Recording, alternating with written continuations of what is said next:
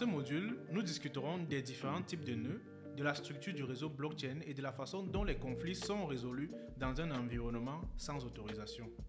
Selon les définitions les plus larges, toute machine qui interagit avec le réseau d'une manière ou d'une autre peut être considérée comme un nœud. Jusqu'à présent, lorsque nous avons parlé de nœuds, nous avons parlé de nœuds complets qui stockent une copie complète de toutes les transactions de la blockchain.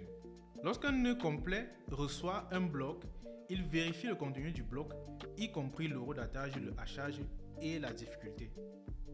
Entre autres choses, il doit vérifier pour chacune des transactions si les entrées ont déjà été utilisées, si la signature correspond à la clé publique, si la somme des entrées est supérieure ou égale à la somme des sorties. Si toutes les conditions sont remplies, le nœud conservera une copie du bloc et le propagera au reste de ses pairs. Un nœud complet est le meilleur moyen d'obtenir une image exacte de la blockchain. Sans cela, vous devrez faire confiance à un tiers pour vous fournir les données dont vous avez besoin. Mais comme un nœud complet doit télécharger, valider et stocker toutes ces informations, ce n'est pas adapté à tous les usages. La blockchain Bitcoin représente plus de 400 gigaoctets en juin 2022. Les nœuds téléchargent et valident des blocs à des intervalles de 10 minutes. Pour certains, cela peut représenter un défi en termes de stockage et de bande passante.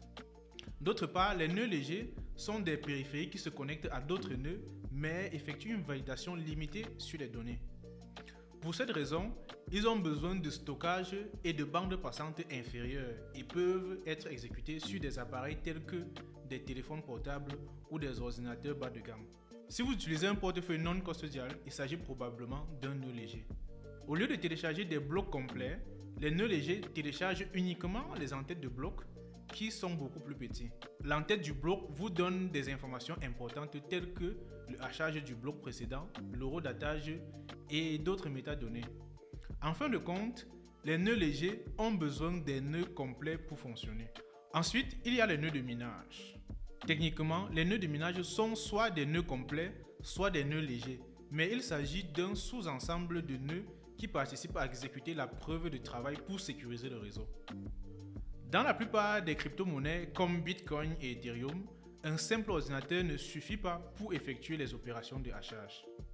Il y a tellement de concurrence dans le minage qu'il faut utiliser des appareils spécifiquement conçus à cet effet. Il peut s'agir par exemple de processeurs graphiques, comme vous pouvez le constater sur des ordinateurs de jeux ou sur des appareils spécialement conçus, connus sous le nom d'ASIC, Application Specific Integrated Circuit. Nous disons que les blockchains publiques sont sans autorisation et n'importe qui peut devenir un nœud. Vous vous demandez peut-être, avec personne qui décide, comment peut-on apporter des modifications au réseau? Dans un réseau réellement décentralisé, des modifications peuvent être apportées à l'aide de soft fork ou de hard fork. Une hard fork se produit lorsque vous souhaitez apporter des modifications au logiciel qui rend les nœuds plus anciens obsolètes. Le réseau est alors fragmenté en deux parties, l'une composée d'anciens nœuds et l'autre composée des nœuds ayant appliqué la mise à jour. Les deux ne peuvent pas communiquer. Il existe maintenant deux réseaux. Les soft forks sont des mises à niveau du réseau qui sont rétrocompatibles. Certaines mises à niveau peuvent être ajoutées d'une manière qui n'interfère pas avec le fonctionnement du réseau, comme une réduction de la taille des blocs. Un soft fork peut être préférable dans les scénarios où vous ne voulez pas diviser les utilisateurs en différents camps. En effet, la mise à niveau est considérée comme opt-in. Certaines nouvelles fonctionnalités peuvent être invisibles pour vous, mais vous pouvez toujours communiquer avec les nœuds ayant appliqué la mise à jour. Nous avons couvert beaucoup de choses dans les 5 premiers modules. Dans le prochain et dernier module de ce cours, nous passerons en revue les cas d'utilisation de la blockchain et ses limites.